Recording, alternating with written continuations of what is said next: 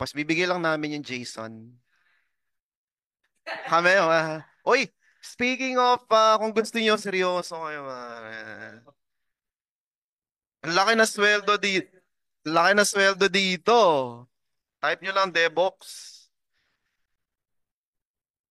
Ha? Hindi ako.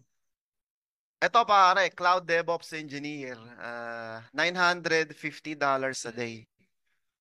Per day yan. 6 months contract. AWS naman to. Di hanapin nyo Azure. Mas madami. Tingnan dito ilan ang AWS? 724, di ba? Hindi, sige, AWS yan. 1,600, no? Sa Azure naman, daming trabaho dito, man. Kayo sa 2,000. Oh, sa ano pipiliin nyo, ba? Azure, AWS. Actually, kailangan pareho yan eh. Pag tinanong ka, kailangan marunong ka. In fact, pati Google, alam mo din yun, no? AWS. Sa, ito, kung ako contractor lang ako, ayoko ng permanent. Kasi sabihin pasok ka ng Monday, at pasok ka ng Linggo. 'Di ba? Tapos, time in lieu Monday. Lugi ako, iba yung Linggo, family day. Pas Monday, nakatanga ka sa bahay, wala yung pamilya mo. Lugi ka nun. Kaya contractor, pay as you go. Ganun. Per hora kami. Minimum 3 hours. Oo. Kada kilos mo ba, may bayad. Hindi, 9 to 5 lang, ganun lang. Pero kung Monday to Friday lang, ganun. Pero ibig sabihin, sabihin ng boss mo mag-OT ka sana. Hindi pwede eh. Babayaran mo yun. Wala kaming pasok Sabado, Linggo. Wala. Dito may trabaho pa Sabado eh, di ba? Doon, Monday, Friday lang, man.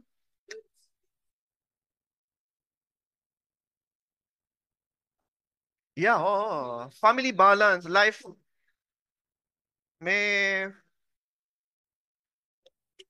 family life balance, yung great place to work. Oo, hindi ka magtatrabuhin ng ano. In fact, yung boss mo, ayaw magtrabaho din na Sabado. In fact, hindi ka pwede mag-work. Tago mo, ay, may accounting ngayon. Anong project niyo, sir? Anong project?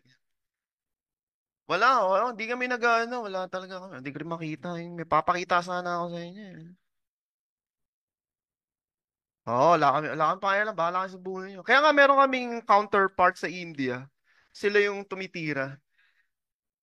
Mga Bombay na yan. Mga pana yan. Kaya patayin ko muna yung conversation natin. Baka